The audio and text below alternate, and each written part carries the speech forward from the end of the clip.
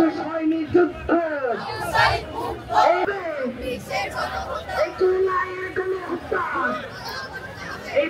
আমরা গ্রহযাত্রা থেকে বলতে চাই, তেভাগা, টঙ্ক, হাজং থেকে ব্রিটিশ বিরোধী আন্দোলন, পাকিস্তানের সামরিক শাসন বিরোধী আন্দোলন, ৭১-এর মুক্তিযুদ্ধ, ৯০-এর গণঅভ্যুত্থান, ২৪-এর গণঅভ্যুত্থান, এই প্রত্যেকটি জনগণের যে লড়াইয়ের যে এক একটা চিহ্ন, এক একটা যে পর্ব, সেটাকে খুবই গুরুত্বের সঙ্গে সামনে রাখতে হবে।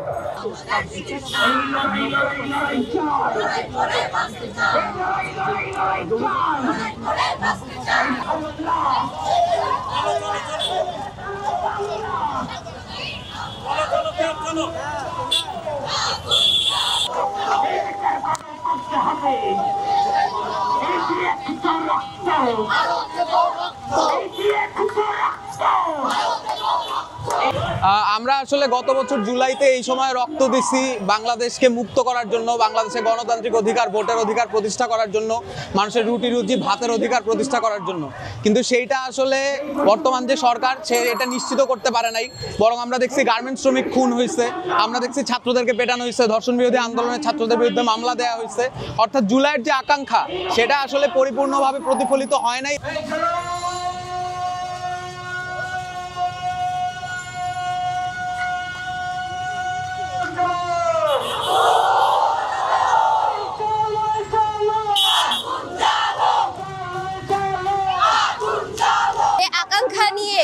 আমরা হাসিনা পতনের দাগ দিয়েছিলাম, সে আকাঙ্ক্ষার পর্যাপ্ত প্রতিফলন আমরা পাই নাই।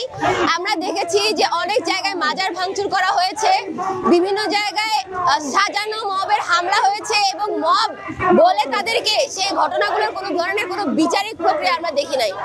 জুলাই অভ্যুত্থানের যে ম্যান্ডেট ছিল যে আমরা একটি স্বৈরাচারী হাসিনার অপসারণ এবং এই ফ্যাসিবাদী কাঠামোর বিলোপ, আমরা দেখেছি স্বৈরাচারী হাসিনা দেশ ছেড়ে পালিয়ে গেলেও তার যে স্বৈরাচারী কাঠামো, সেই কাঠামো এখনো বিদ্যমান এবং নতুন স্বৈরাচার হিসেবে যারা গজিয়ে উঠতে চাইছে, তারা সেই একই কাঠামো ব্যবহার করে সে একই ধরনের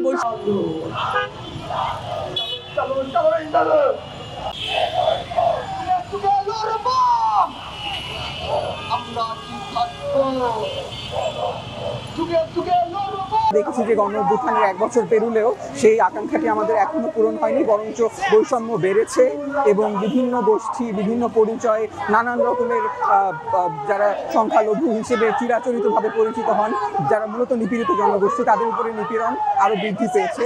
ফলে আমাদের আবারও একটি গ্রহযাত্রায় মিলিত হতে হয়েছে ১ বছর পরে। ফলে এটি কেবলমাত্র আমি মনে করি যে একটি স্মৃতিচারণমূলক যাত্রাই নয়, বরঞ্চ আমাদের আকাঙ্ক্ষার যেই পূর্ণতা পায়নি, সেই পূর্ণতাকে আবারও জারি রাখা এবং সেটিকে উচ্চারণ করা, যাতে আমরা সত্যিকার অর্থে যে বাংলাদেশ চেয়েছিলাম একটি গণঅভ্যুত্থানের মাধ্যমে, সেটি যাতে পূরণ করা সম্ভব হয়। তারপর